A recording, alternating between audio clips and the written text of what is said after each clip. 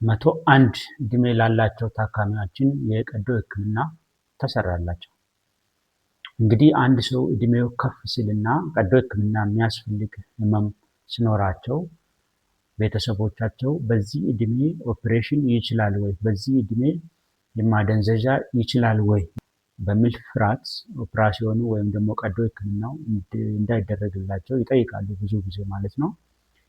እንግዲህ አንድ ሰው እድሜው ከፍ ስላለ ብቻ እድሜው ትልቅ ስለሆነ ብቻ የቀዶ ሕክምና አይሰራም ማለት አይደለም።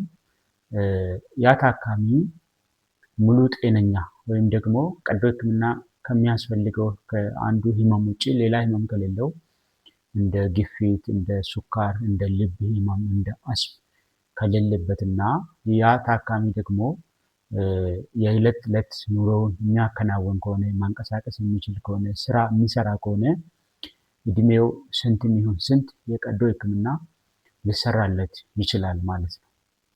እንግዲህ ይሄ 101 እድሜ ያላቸው ታካሚ የዛሬ 6 ዓመት በፊት ነበር ሕክምና ያደረግንላቸው። ይሄ ታካሚ የፕሮስቴት እጢ ነበራቸው። በፕሮስቴት እጢው ምክንያት ሽንት ሙሉ በሙሉ ስለዘጋ ወይም ደግሞ ሽንታቸውን መሽናት ሙሉ በሙሉ ስላልቻሉ ወደ 1 ወር በላይ የሽንት ቱቦ ላይ ነበሩ።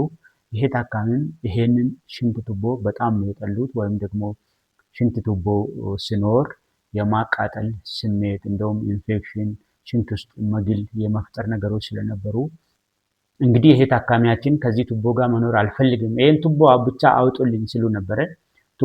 ሽንት ቱቦ ከወጣ በኋላ ደግሞ ሽንታቸው ስለማይወጣ ይሄ ደግሞ ሽንቱ ወደኋላ በመመለስ ኩላሊታቸው እንዲያብጥ፣ ፊኛቸው እንዲያብጥና ሌላ ጉዳት ያደርሳል ማለት ነው። ለዚህ ታካሚ መድኃኒትም ተሰጥቷቸው ነበረ። ይሄንን የተዘጋውን የሽንት መንገድ ትንሽ የሚከፍት መድኃኒት እሱም አልሰራላቸውም ማለት ነው።